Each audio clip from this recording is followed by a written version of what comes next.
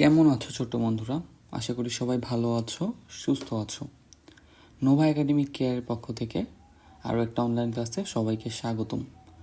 আজকে আমরা চতুর্থ শ্রেণীর বাংলা বইয়ের পার্ট 6 অর্থাৎ দোয়েল পাখি গল্পটা নিয়ে আলোচনা করব এবং দোয়েল পাখি সম্পর্কে আরও অনেক ভালোভাবে বোঝার চেষ্টা করব। চলো আর দেরি না করে আমাদের ক্লাসটা শুরু করা যাক। আমি আছি লিখন, নোভা একাডেমিক কেয়ারের পক্ষ থেকে তোমাদের ক্লাসটা নিচ্ছি, অ্যাজ এ ইনস্ট্রাক্টর হিসেবে আছি।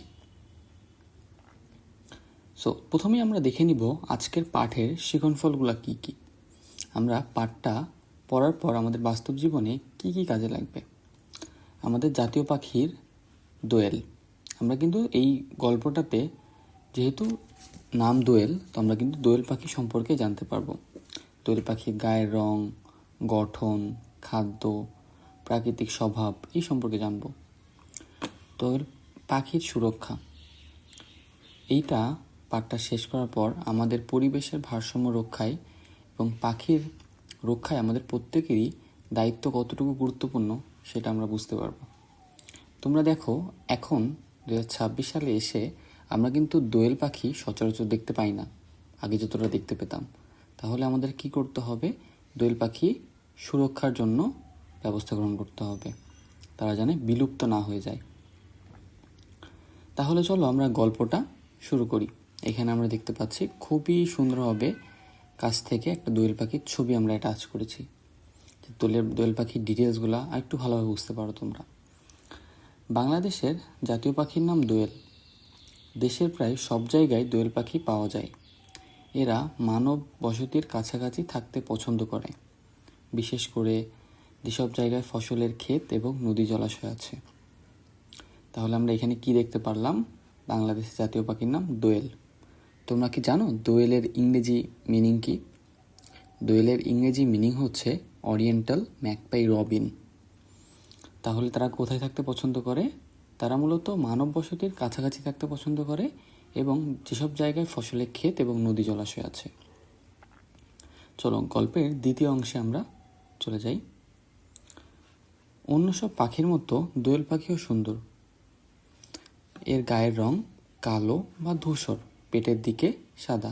এই যে দেখতে পাচ্ছি কালো এবং পেটের দিকটা সাদা অথবা ধূসর। দোয়েল পাখি ছোট্ট আকারের পাখি, মাথা থেকে লেজ পর্যন্ত দৈর্ঘ্য প্রায় 6 থেকে 7 ইঞ্চি। 6 থেকে 7 ইঞ্চি আকারটা কেমন তোমরা আই থিঙ্ক ছবিটা দেখে বুঝতে পেরেছো। তারপর আমি একটা ধারণা দেই। আমরা যে স্কেল ব্যবহার করি, স্কেলে কিন্তু হয়তোবা যে স্কেলটা আমরা মার্জিন টানার কাজে ইউজ করি, স্কেলের অর্ধেক হতে পারে 6 থেকে 7 ইঞ্চি।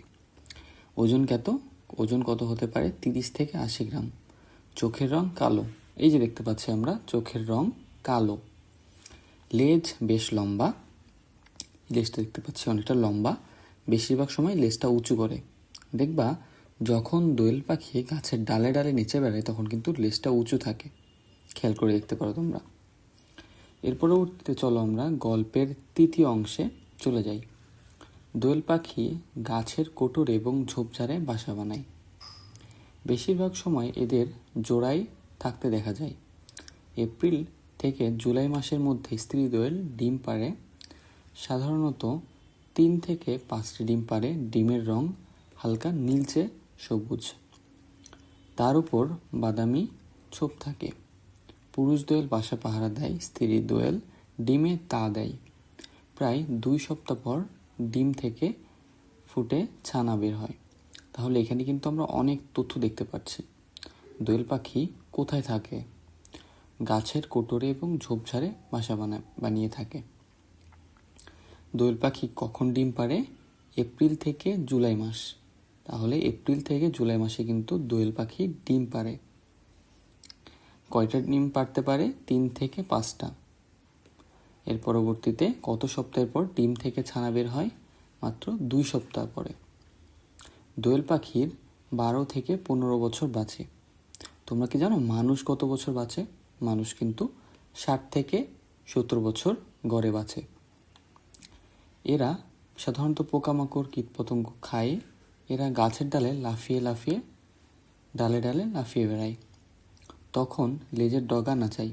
এই যে আমি তোমাকে বলেছিলাম, যখন গাছের ডালে লাফিয়ে লাফিয়ে চলে তখন দেখবা কিন্তু লেজের ডগা নাচায় দোয়েল পাখি। প্রয়োজন না হলে এরা একটানা বেশিক্ষণ ওড়ে না। দোয়েল পাখি খুব ভোরে কিংবা বিকালবেলায় মিষ্টি সুরে গান গায়। এদের মিষ্টি মোলায়েম সুর মানুষকে মুগ্ধ করে। আমাদের আশেপাশে অনেক দোয়েল পাখি আছে, নানা কারণে তারা দিন দিন এই পাখি কমে যাচ্ছে। ঢাকা বিশ্ববিদ্যালয় এলাকায় জোড়া দোয়েলের ভাস্কর্য আছে, এটাকে আমরা দোয়েল চত্বর হিসেবে নামে ডাকি। এই যে দেখতে পাচ্ছ ছবিটা, এটা কিন্তু ঢাকা বিশ্ববিদ্যালয়ের দোয়েল চত্বরের ছবিটাই কিন্তু আমি দিয়েছি এখানে, যাতে তোমাদের আরেকটু ভিজুয়ালাইজ করতে পারো। তাহলে এখানে কিন্তু আমরা আরও কিছু তথ্য দেখতে পাচ্ছি। দোয়েল পাখি ভোরে কিংবা বিকালবেলায় মিষ্টি সুরে গান গায়। তাহলে তোমাকে যদি প্রশ্ন করা হয় কখন মিষ্টি সুরে গান গায়, ভোরে কিংবা বিকালবেলায়। তারপর দোয়েল পাখি দিন দিন কমে যাচ্ছে, এটা কিন্তু আমাদের রক্ষার দায়িত্ব আমাদের নিতে হবে সবাইকে। আমরা অবশ্যই পাখি শিকার থেকে বিরত রাখবো, গাছপালা নিধন থেকে বিরত রাখবো। কারণ দিন শেষে কিন্তু তারা এই যে গাছের কোটরে এবং ঝোপঝাড়ে বাসা বানায়। আমরা যখন গাছ কেটে ফেলছি বা ঝোপঝাড় উজাড় করছি, তখন কিন্তু তাদের বাসা বানানো বা আবাসস্থলের অভাব পড়ছে। তাহলে এখানে একটা খুবই গুরুত্বপূর্ণ তথ্য, ঢাকা বিশ্ববিদ্যালয়ের যে ভাস্কর্য আছে জায়গাটার নাম কি, দোয়েল চত্বর। আশা করি তোমাদের সবার মনে থাকবে। চলো আমরা এই গল্প থেকে কিছু শব্দ অর্থ জেনে নিই। কোটর, কোটর শব্দের অর্থ কি, গাছের গায়ে গর্ত। তুমি দেখবা নারিকেল গাছের গায়ে কিছু গর্ত দেখা যায়, পাখিরা এগুলা তৈরি করে, এগুলো কিন্তু কোটর। ধূসর মানে ছাই রং। মানব বসতি মানে কি, যেখানে মানুষ বসবাস করে। ভাস্কর্য, সবথেকে গুরুত্বপূর্ণ এই শব্দার্থটা, ভাস্কর্য মানে কি, পাথর, ধাতু, কাঠ ইত্যাদি দিয়ে খোদাই করে বানানো শিল্পকর্ম। তাহলে ভাস্কর্য কি, তোমাকে যদি বলা হয় তুমি বলবা পাথর, ধাতু, কাঠ ইত্যাদি দিয়ে খোদাই করে বানানো শিল্পকর্ম। চলো তোমাদের বইয়ের কিছু অনুশীলনী প্রশ্ন উত্তর আমরা সমাধান করি। দোয়েল পাখি কোথায় দেখা যায়? দেশের প্রায় সব জায়গায় দোয়েল পাখি দেখা যায়। এরা বিশেষ করে মানব বসতির কাছাকাছি, ফসলের ক্ষেত, নদী জলাশয় আছে এমন জায়গায় থাকতে পছন্দ করে। এটা আমরা আশা করি গল্প থেকে সবাই জানি। দোয়েল পাখি কেন ফসলের ক্ষেতে আসে? দোয়েল পাখি মূলত কী খাবার খায়? পোকামাকড় এবং কীটপতঙ্গ খেয়ে জীবন ধারণ করে। ফসলের ক্ষেতে প্রচুর পরিমাণ কীটপতঙ্গ পাওয়া যায় বলে খাবারের খোঁজে দোয়েল পাখি ফসলের ক্ষেতে আসে। দোয়েল পাখি কখন বাসা বানায়? দোয়েল পাখি সাধারণত এপ্রিল থেকে জুলাই মাসে প্রজনন ঋতুর সময় গাছের কোটরে ঝোপঝাড়ে বাসা বানায়। তাহলে আমরা ভালোভাবে আরেকবার পড়ি। দোয়েল পাখি কখন বাসা বানায়? আমাদের কিন্তু বইয়ে দেওয়া ছিল দোয়েল পাখি কখন ডিম পাড়ে, কিন্তু দোয়েল পাখি সাধারণত এপ্রিল থেকে জুলাই মাসে যখন প্রজনন দরকার হয় বা ডিম পাড়ে, তখন কিন্তু গাছের কোটরে অথবা ঝোপঝাড়ে বাসা বানায়। প্রশ্নটা কিন্তু ট্রিকি ছিল। দোয়েল পাখি কিভাবে মানুষকে মুগ্ধ করে? দোয়েল পাখি খুব ভোরে বা বিকালবেলায় মিষ্টি মোলায়েম সুরে গান গেয়ে মানুষকে মুগ্ধ করে। তাছাড়াও তাদের নাচকোদনও অতি মনোরম। নাচকোদন বলতে কি বোঝানো হচ্ছে, এই যে ডালে ডালে লেজ উঁচু নিচু করে লাফালাফি করে, এটাই কিন্তু আমরা নাচকোদন হিসেবে সম্বোধন করছি। পাখি কেন দিন দিন কমে যাচ্ছে? সবথেকে গুরুত্বপূর্ণ প্রশ্ন। বন জঙ্গল, গাছপালা উজাড় হওয়া, পরিবেশ দূষণ, জমিতে অতিরিক্ত কীটনাশক ব্যবহার, মানুষের যত্রতত্র পাখি শিকার করার কারণে কিন্তু দিন দিন কমে যাচ্ছে। তাহলে আমরা কিন্তু এগুলো থেকে বিরত থাকব। বন উজাড় করা, গাছপালা উজাড় করা, পরিবেশ দূষণ, জমিতে অতিরিক্ত কীটনাশক ব্যবহার, মানুষের যত্রতত্র পাখি শিকার করা। পাখির জন্য আমরা কি করতে পারি? আমরা পাখির নিরাপদ আশ্রয়ের জন্য বাড়ির আশেপাশে গাছ লাগাতে পারি, যেটা পাখির আবাসস্থলের পাশাপাশি আমাদের কিন্তু পরিবেশটাও অনেকটা সুন্দর করবে। জল, খাদ্যের ব্যবস্থা করে দিতে পারি। সব ধরনের শিকার এবং নিধন প্রতিরোধ করতে পারি, এবং এই যে গাছগুলো দেওয়া আছে এগুলো করা থেকে বিরত থাকতে পারি। তাহলে কিন্তু আমরা পাখি রক্ষা করার কাজে নিজেকে নিয়োজিত করতে পারি। আশা করি আমাদের যে 6টা তোমাদের প্রশ্ন উত্তর আছে খুব ভালোভাবে বুঝেছো, এবং বাসায় একবার পড়লে তুমি কিন্তু নিজে নিজেই লিখতে পারবে। পরবর্তীতে তোমরা আমাদের আজকের ক্লাসটাতে একটা গুরুত্বপূর্ণ বিষয় জানতে পারবা, সেটা হচ্ছে যোজক। যোজক কি? এখানে দেখতে পাচ্ছি বাক্যের অর্থ সুস্পষ্ট এবং সুসংহত করতে এবং, বা, অথবা, কিংবা, ও এই যোজকগুলো ব্যবহার করা হয়। তাহলে আমরা কয়টা যোজক শিখব এই ক্লাসটাতে? 5টা। এবং, বা, অথবা, ও, কিংবা।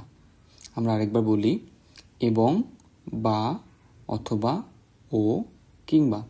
তাহলে চলো দেখি এবং আমরা কখন এবং কীভাবে ব্যবহার করতে পারি।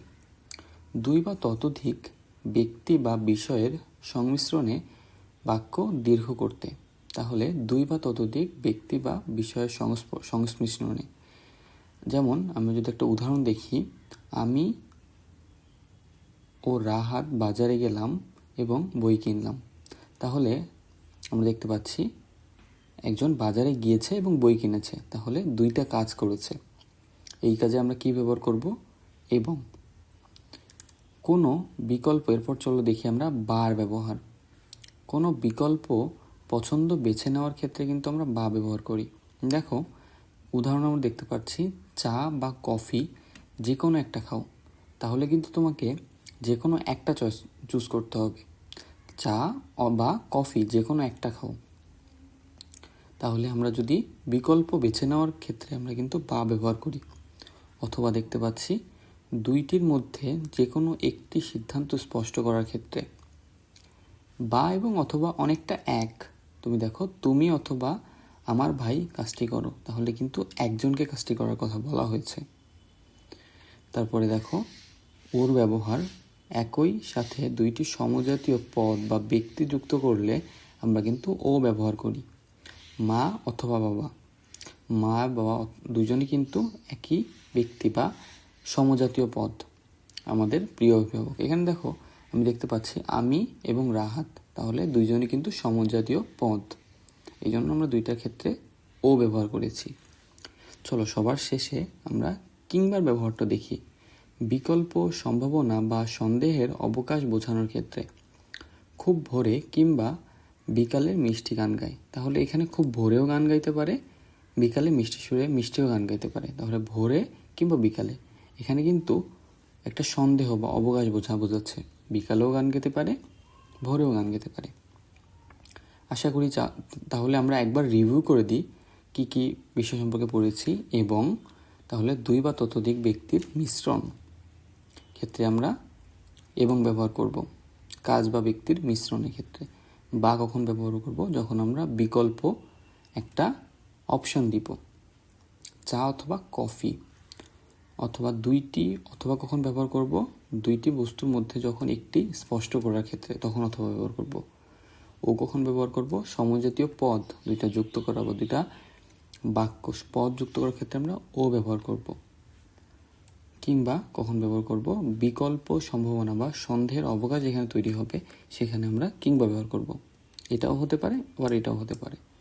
চলো তোমাদের বইয়ের কিছু উত্তর আমরা দেখে নিই, যেটা তোমাদের কিন্তু বইয়ে আছে অনুশীলনী প্রশ্নের উত্তরে। পেন্সিল ড্যাশ কলম দিয়ে লেখা যায়।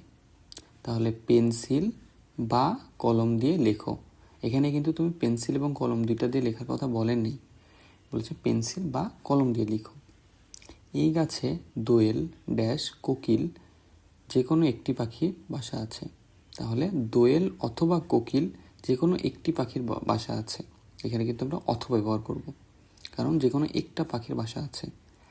আজ রাহাত ড্যাশ সাবিনা কেউই বিদ্যালয়ে আসে নাই।